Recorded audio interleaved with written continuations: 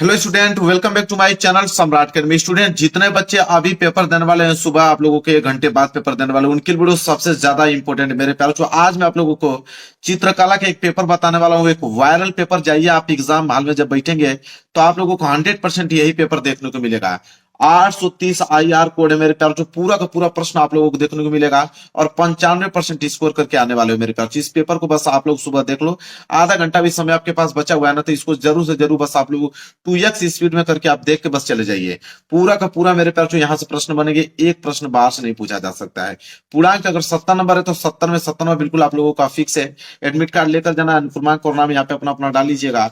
और इस पेपर को हल करने के लिए आपके पास समय रहेंगे 3 घंटे 15 मिनट का समय दिया जाएगा इस क्वेश्चन पेपर को हल करने के लिए। अगर हम नीचे बढ़े मेरे प्यारों, तो नोट दिया गया है। नोट में बोला कि प्रारंभ के 15 मिनट परीक्षार्थियों को प्रश्न पत्र पढ़ने के लिए निर्धारित है। मतलब 15 मिनट आपको टाइम दिया जाएगा इस क्वेश्चन पेपर को पढ़ने के लिए और 3 घंटे में इस क्वेश्चन पेपर को सॉल्व करना होगा। क्लियर है? नीचे दिया है सामान्य निर्देश, जिसमें से पहला बोला है कि मुख्य पृष्ठ तथा इसमें रखे प्रत्येक उत्तर पत्रक के दाहिने कोने पर अपना अनुक्रमांक अंकों तथा शब्दों में साफ साफ लिखिए तथा केंद्र व्यवस्थापक की हस्ताक्षर युक्त मुहर प्रत्येक प्रपत्र पर लगाएं और उन पर कक्ष निरीक्षक से भी हस्ताक्षर करवाएं। कहने का मतलब है मेरे प्यार, जो कला का पेपर है तो एक व्हाइट पेज आप लोगों को मिलेगा चित्र बनाने के लिए। उस व्हाइट पेज के दाहिने कोने पे इस तरह आप एक बॉक्स बनाइएगा और उस बॉक्स में अनुक्रमांक अंकों में और अनुक्रमांक शब्दों में लिखिएगा। केंद्र व्यवस्थापक की मोहर लगी रहेगी उस पे और कक्ष निरीक्षक से भी सिग्नेचर करवाना है। यह है आप लोगों का पहला निर्देश। दूसरा है कि प्रश्न पत्र क ख ग 3 खंडों में विभक्त है। तीनों खंडों को हल करना अनिवार्य है। मतलब यह पेपर 3 खंडों में बना हुआ है। एक तो क में, ख में, ग में, 3 खंडों में यह पेपर बना हुआ है। तीनों खंडों को हल करना अनिवार्य है आपको। इसके बाद है जिसमें से आता है खंड क। खंड क में आलेखन कला तथा प्रावैधिक कला के प्रत्येक के 20 बहुविकल्पीय प्रश्न हैं, जिनमें से किसी एक आलेखन कला तथा प्रावैधिक कला के 20 बहुविकल्पीय प्रश्नों के उत्तर OMR उत्तर पत्रक पर नीले अथवा काले बॉल पॉइंट पेन से सही विकल्प वाले गोले को पूर्ण रूप से काला कर चिन्हित करें। अब मेरे प्यार, जो यहाँ पे आप समझने वाली बात है, खंड क में ऑब्जेक्टिव क्वेश्चन आएगा कितना, 20 ऑब्जेक्टिव क्वेश्चन। आलेखन कला के 20 बहुविकल्पीय प्रश्न रहेंगे, प्रावैधिक कला के भी 20 बहुविकल्पीय प्रश्न रहेंगे। दोनों के 20-20 प्रश्न रहेंगे और दोनों में से किसी एक का ही आंसर आपको देना है। मैं दोनों का आंसर अभी जस्ट बताऊंगा। जो आसान लगेगा उसको याद करके जाइए, वही एग्जाम में करके आइएगा। आपको आलेखन आसान लग रहा है तो आलेखन करके आइएगा, 20 बहुविकल्पीय प्रश्न है। अगर आपको प्रावैधिक कला के आसान लग रहे हैं तो आप प्रावैधिक कला करके आइएगा, लेकिन दोनों में से कोई एक ही आपको करना है। ठीक है? इसके बाद है अगला, कह रहा है कि OMR उत्तर पत्र पर उत्तर अंकित किए जाने के पश्चात उसे काटे नहीं तथा इरेजर व्हाइटनर आदि का प्रयोग न करें। मतलब एक बार जो आपने ऑप्शन रंग दिया उसको रंग दिया, न तो काटना है न तो उसको मिटाना है। इसके बाद आता है खंड ख। खंड ख के प्राकृतिक दृश्य चित्रण अथवा आलेखन अथवा प्रावैधिक कला में से केवल एक का ही चित्रण करना है। देखिए, खंड ख में प्राकृतिक दृश्य चित्रण भी रहेगा, आलेखन भी रहेगा, प्रावैधिक कला के भी चित्र रहेंगे, लेकिन तीनों में से किसी एक का ही आपको चित्र बनाना है। अब जो आपको आसान लगेगा वो आप तीनों में से कोई एक चित्र बनाइएगा। इसके बाद खंड ग आता है। खंड ग में स्मृति चित्रण के प्रश्न दिए होते हैं और इन स्मृति चित्रण में करना होता है सबको। इसके बाद आता है खंड क। यहां से पेपर स्टार्ट हो गया। खंड क में बोला यहाँ पे ऑलरेडी निर्देश। पहला निर्देश है कि इस खंड में आलेखन अथवा प्रावैधिक कला के प्रत्येक के 20 बहुविकल्पीय प्रश्न है, जिनमें से किसी एक के 20 बहुविकल्पीय प्रश्न के उत्तर देने हैं। अब मेरे प्यारे बच्चों, या तो आप आलेखन के दीजिए या तो आप प्रावैधिक कला के दीजिए। मैं तो दोनों का आपको बताने वाला हूं। इसके बाद बोला है कि आपके द्वारा आलेखन तथा प्रावैधिक कला में से जिस भाग का चयन किया गया हो उसके उत्तर OMR उत्तर पत्र पर उत्तर अंकित करें। मतलब कि देखिए, यहाँ पे आलेखन कला का कॉलम बन रहेगा OMR शीट पे और प्रावैधिक कला का भी बना रहेगा। अगर आप आलेखन कला कर रहे हो तो आलेखन पे रंगिए, अगर प्रावैधिक कला कर रहे हो तो प्रावैधिक कला पे आप लोगों को रंगना है। क्लियर है? यही काम करना है। देखिए, सबसे पहले यहाँ से आलेखन कला के प्रश्न स्टार्ट होंगे। मैं चलिए आलेखन कला के पहले 20 बहुविकल्पीय प्रश्न कराता हूँ, इसके बाद प्रावैधिक कला कराऊंगा। जो आसान लगेगा उसको करके आइएगा। देखिए, ए वाला पहला पॉइंट बोला है कि प्रत्येक बहुविकल्पीय प्रश्न के 4 विकल्प हैं, इनमें से सही उत्तर चुनिए और सही क्रम में अपने OMR उत्तर पत्र पर उत्तर अंकित करें। देखिए, 20 प्रश्न है, 20 नंबर मिलेगा आपको एक एक नंबर के हिसाब से। देखिए मेरे प्यारे बच्चों, पेपर यहाँ से स्टार्ट है। बोला क्या है मेरे प्यारे बच्चों, मैं थोड़ा और बड़ा कर देता हूं ताकि आपको स्पष्ट दिखे। दिख रहा है आपको? कह रहा है कि लाल और हरा रंग है। तो मेरे प्यारे बच्चों, लाल और हरा रंग जो है एक दूसरे के विरोधी रंग होते हैं। मतलब लाल का हरा जो है विरोधी रंग होता है और नीले का पीला होता है। ये दोनों प्रश्न याद कर लीजिएगा, नीले का पीला और लाल का हरा, ये दोनों विरोधी रंग होते हैं आपस में। इसके बाद देखिए दूसरा क्या है कि ओस्टवाल्ड संबंधित है। ठीक है, तो ओस्टवाल्ड संबंधित है मेरे प्यारे बच्चों, किससे संबंधित है? चलिए देखिए, ओस्टवाल्ड संबंधित है, किससे संबंधित है? तो रंगों से संबंधित है। सी वाला ऑप्शन जो है बिल्कुल राइट आंसर हो जाएगा। देखिए इसके बाद है तीसरा प्रश्न, क्या कह रहा है कि प्राथमिक रंग कितने होते हैं? तो प्राथमिक रंग जो होते हैं मेरे प्यारे बच्चों 3 होते हैं। ए वाला ऑप्शन जो है बिल्कुल राइट आंसर हो जाएगा। इसके बाद है चौथा कि तटस्थ रंग है। ठीक है, तो तटस्थ रंग जो मेरे प्यारे बच्चों हैं वो है सफेद और काला। दो ही प्रकार के होते हैं तटस्थ रंग, सफेद और काला। इसके बाद पांचवा है कि लाल में पीला रंग मिलाने से कौन सा रंग बनेगा? अगर लाल में पीला रंग अगर हम मिला दें तो नारंगी रंग बनेगा। सी वाला ऑप्शन जो है बिल्कुल राइट आंसर हो जाएगा। इसके बाद सिक्स प्रश्न है कि बारीक रेखा बनाने के लिए किस नंबर का ब्रश का प्रयोग करते हैं? तो अगर बारीक रेखा को बनाना है तो किस नंबर के ब्रश का आप प्रयोग करेंगे? तो 1 नंबर ब्रश का प्रयोग करेंगे। सी वाला ऑप्शन जो है बिल्कुल राइट आंसर हो जाएगा। सातवां है कि किस नंबर की पेंसिल से खींची गई लाइन गहरी होती है? तो गहरी अगर पूछे तो जिसमें बी की संख्या अधिक होती है वही गहरी होती है। तो बी तो इसमें भी है, इसमें तो बी है नहीं, इसमें भी बी नहीं है। तो इसमें सिर्फ एक बी है, इसमें आपका 2 बी है। तो बी की संख्या इसमें अधिक हो रही है, मतलब गहरी इसमें बनेगी। डी वाला ऑप्शन जो है बिल्कुल राइट आंसर हो जाएगा। तो 2B नंबर की पेंसिल से खींची गई लाइन जो है वो अधिक डार्क होगी। इसके बाद देखिए आठवां कि निम्नलिखित में से द्वितीयक रंग कौन सा है? तो द्वितीयक रंग मेरे प्यार जो द्वितीयक रंग में आपके नारंगी भी आ जाता है। तो यहाँ पे बी वाला ऑप्शन जो है बिल्कुल राइट आंसर हो जाएगा। क्लियर है? चलिए आगे बढ़ते हैं। अगला प्रश्न देखिए क्या अगला है, प्रश्न नंबर 9। कह रहा है कि कौन सा रंग गर्म है? तो लाल रंग जो होता है मेरे प्यार जो गर्म होता है। तो 9 का सी वाला ऑप्शन जो है बिल्कुल राइट आंसर हो जाएगा। इसके बाद 10वां है कि पीले में नीला रंग मिलाने से कौन सा रंग बनेगा? तो पीले में अगर आप नीला मिला देते हो तो हरा रंग बनेगा। 10वें का ए वाला ऑप्शन जो है बिल्कुल राइट आंसर हो जाएगा। इसके बाद 11वां प्रश्न देखिए क्या है, कह रहा है कि द्वितीयक रंग कितने होते हैं? तो द्वितीयक रंग मेरे प्यार जो 6 होते हैं। बी वाला ऑप्शन जो है बिल्कुल राइट आंसर हो जाएगा। इसके बाद 12वां प्रश्न है कि बिना ब्रश की सहायता से कौन सा रंग लगाया जाता है? तो बिना ब्रश की सहायता से कौन सा रंग लगाया जाता है? पेस्टल रंग लगाया जाता है। ए वाला ऑप्शन जो है बिल्कुल राइट आंसर हो जाएगा। इसी तरह 13वां प्रश्न है कि सफेद का विरोधी रंग कौन सा होता है? तो ये तो आसान है, सफेद का विरोधी रंग तो काला होता है। तो यहाँ बी वाला ऑप्शन जो है बिल्कुल राइट आंसर हो जाएगा। 14वां प्रश्न है कि काला शब्द किस भाषा का है? ठीक है, तो काला शब्द जो है वो संस्कृत भाषा से लिया गया है।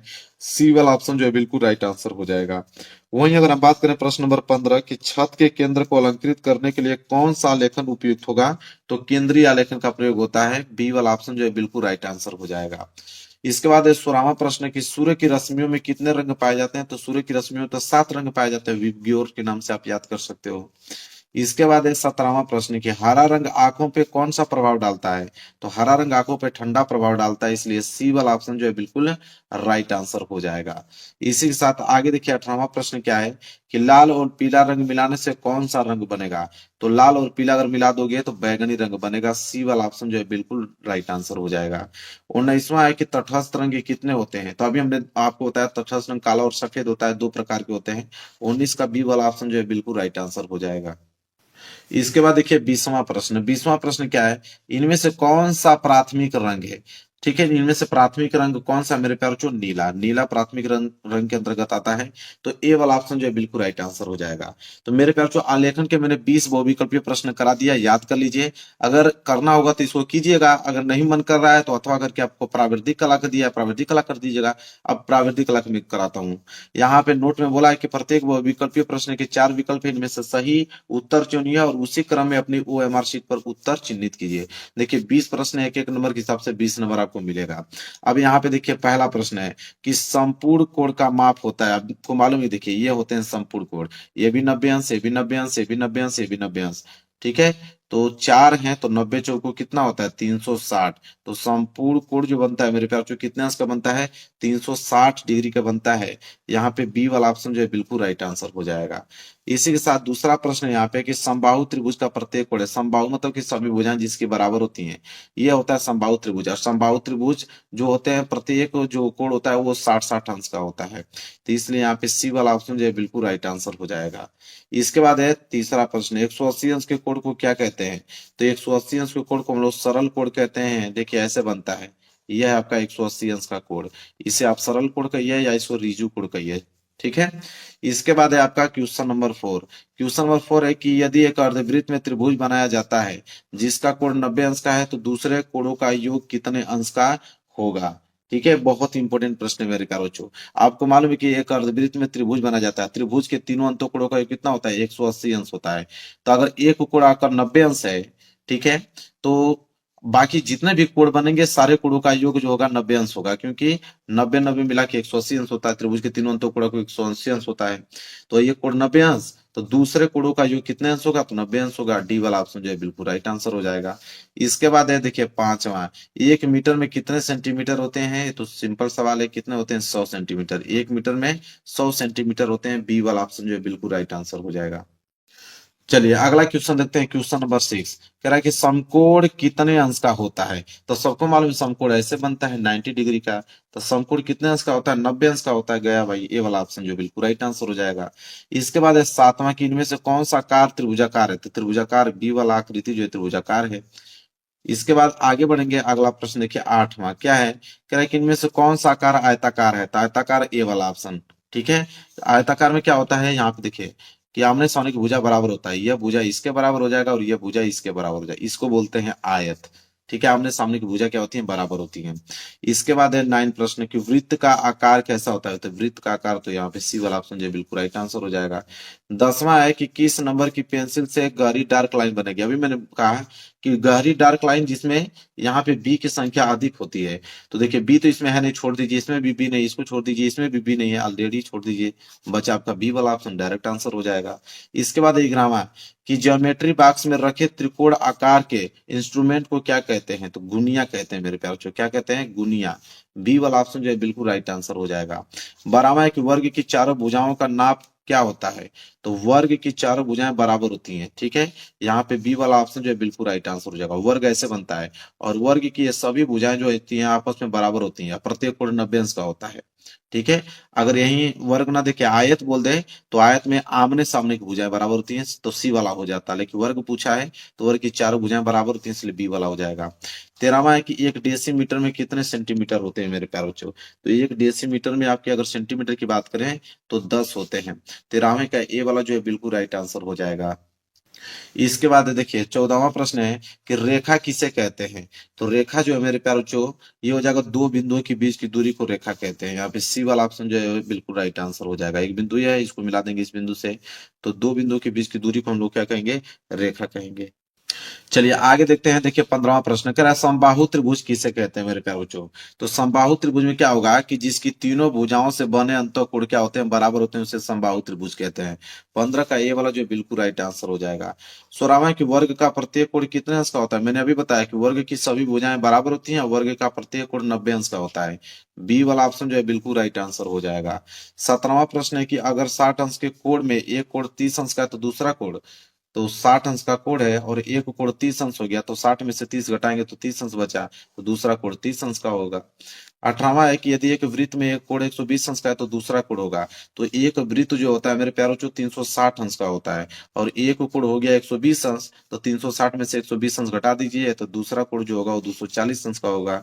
बी वाला ऑप्शन जो है बिल्कुल राइट आंसर हो जाएगा। 19वां है एक चांदे में कितने अंश होता है? चांदा कैसे बनता है आप लोग भी देखोगे। चांदा का डिजाइन ये होता है, तो चांदा का डिजाइन ये होता है कोई चांदे में कितने अंश होता है ये तो बना दिया आपका। रिजु कोण सरल कोण 180 अंश का होता है। बी वाला ऑप्शन जो है बिल्कुल राइट आंसर हो जाएगा। 20वां है कि झंडे को लगाने के लिए डंडा कितने अंश का होता है? तो झंडा आपका बिल्कुल सीधा लगा होता है, आप देखोगे तो ऐसे झंडा लगा होता है। कितने अंश पे? 90 डिग्री पे खड़ा होता है मेरे प्यारे, बिल्कुल सीधा। 90 मतलब ए वाला ऑप्शन जो है बिल्कुल राइट आंसर हो जाएगा। तो लीजिए इसका भी 20 मैंने बहुविकल्पीय प्रश्न बता दिया। तो प्राविधिक और आलेखन दोनों को मैंने 20-20 बहुविकल्पीय प्रश्न करा दिया। जो आसान लगेगा उसको आप करके आइएगा एग्जाम में। देखिए अब यहां से आता है खंड ख। खंड ख में क्या है मेरे प्यारे बच्चों? बोला है कि खंड ख के प्राकृतिक दृश्य चित्रण अथवा आलेखन कला अथवा प्राविधिक कला में से केवल एक ही भाग आपको करना है।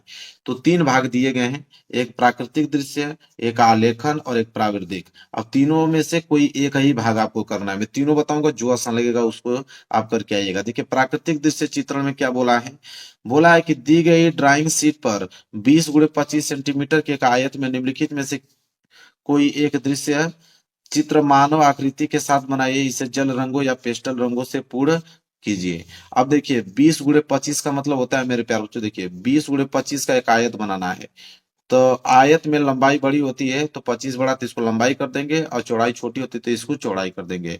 मतलब कि 25 सेंटीमीटर लंबा और 20 सेंटीमीटर चौड़ा का हम क्या बनाएंगे, एक आयत बनाएंगे। और उस आयत के अंदर मेरे प्यार एक प्राकृतिक दृश्य बनाएंगे, जिसमें सूर्योदय के समय ग्रामीण दृश्य उपस्थित होना चाहिए, ग्रामीण बाजार उसमें होना चाहिए मेरे प्यार, साथ ही साथ मंदिर परिसर होना चाहिए। ये तीनों चीजें मेरे प्यार इसमें होने चाहिए। ठीक है।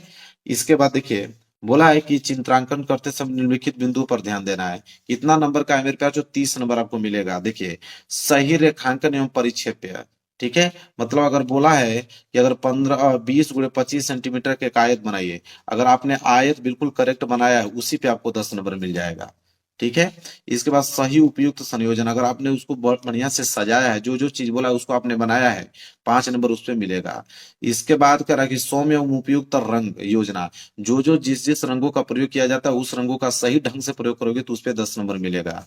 इसके बाद है कि सामान्य प्रभाव में आकर्षक, अब जितना सुंदर दिखेगा उस पे 5 नंबर मिलेगा। तो इतने सारे चीजों को अगर आप सही करते हो तब जाके आप लोगों को 30 नंबर मिलेगा। तो ये सारी चीजें ध्यान रखिएगा जब चित्र बनाइएगा तो। ठीक है। चलिए इसके बाद आगे बढ़ेंगे। अब आता है मेरे प्यारे बच्चों आलेखन। अगर प्राकृतिक दृश्य चित्रण नहीं करना चाहते हैं तो आप आलेखन कला कर लीजिए। आलेखन कला में क्या बोला है मेरे प्यारे बच्चों कि 12 सेंटीमीटर भुजा के वर्ग में एक सुंदर आलेखन की रचना कीजिए, जिसमें कमल अथवा कोई भारतीय पुष्प, पत्तियां, कलियां व मछली हो कि 3 सुसंगत जल रंगों का प्रयोग करके उसे पूर्ण कीजिए। तो सबसे पहले 12 सेंटीमीटर भुजा का आप एक वर्ग बनाओगे। वर्ग की सभी भुजाएं बराबर होती हैं, सारी भुजा 12-12 सेंटीमीटर का होगा, इतना याद रखिएगा। तब वर्ग बनाइएगा। और वर्ग के अंदर मेरे प्यार बच्चों बोल दिया है कि कमल अथवा कोई भारतीय पुष्प बनाइए। कमल बने या कोई पुष्प बना सकते हो, उसमें पत्तियां होना चाहिए, कलियां होना चाहिए, मछली भी होना चाहिए, और 3 रंगों का प्रयोग होना चाहिए मेरे प्यारे बच्चों। बोला कि आलेखन बनाते समय निम्नलिखित बिंदु पर ध्यान दीजिए। तो ये भी 30 नंबर का होगा। ठीक है।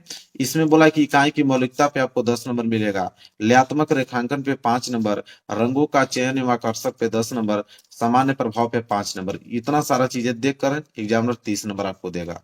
अगर ये भी नहीं करना चाहते हो तो अथवा करके आपको प्राविधिक दिया है तो आप प्राविधिक कर दीजिए।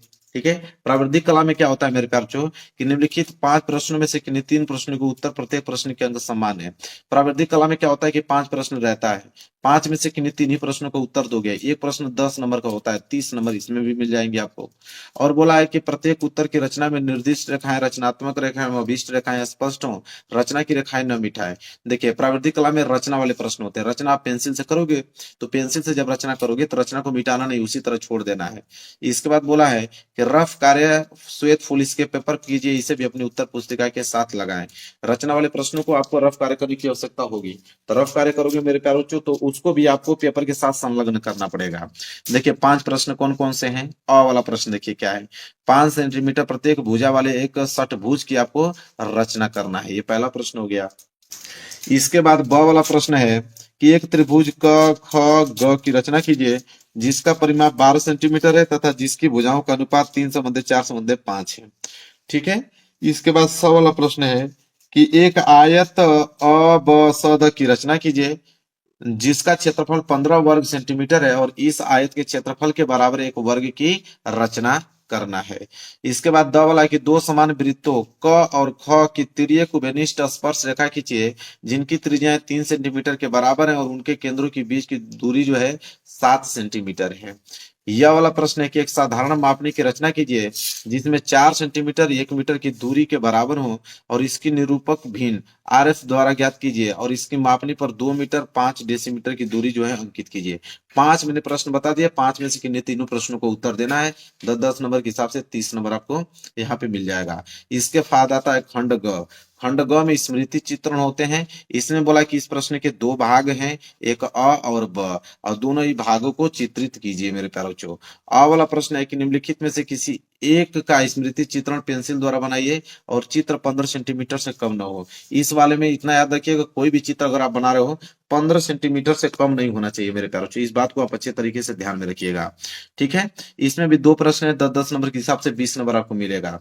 देखिए, कह रहा है कि आम पत्तियों सहित बना दीजिए, या पपीता बनाइए, या आप दो केले बनाइए, ठीक है। मतलब इन तीनों चित्रों में से किसी एक का ही चित्र आपको बनाना है। कोई एक चित्र बनाओगे तो 10 नंबर आपको मिलेगा। या तो आम पत्तियों से बना लीजिए, या तो पपीता बना लीजिए, आप दो केले बना लीजिए। बोला है कि चित्र में निम्नलिखित बिंदुओं पर ध्यान देना है, रेखा स्पष्ट पर और आकृति की अनुरूपता पे। ये दो चीजें बिल्कुल आपको ध्यान में रखनी है, ठीक है। 4 नंबर इसमें मिलेंगे, 6 नंबर इसमें मिलेंगे, तो ये सारी चीजें बिल्कुल याद रहे, तब जाके 10 नंबर आपको मिलेगा। इसके बाद है बा वाला कि निम्नलिखित में से किसी एक का स्मृति चित्रण पेंसिल द्वारा बनाइए, चित्र 15 सेंटीमीटर से कम न हो। यह भी कितने नंबर का है? 10 नंबर का।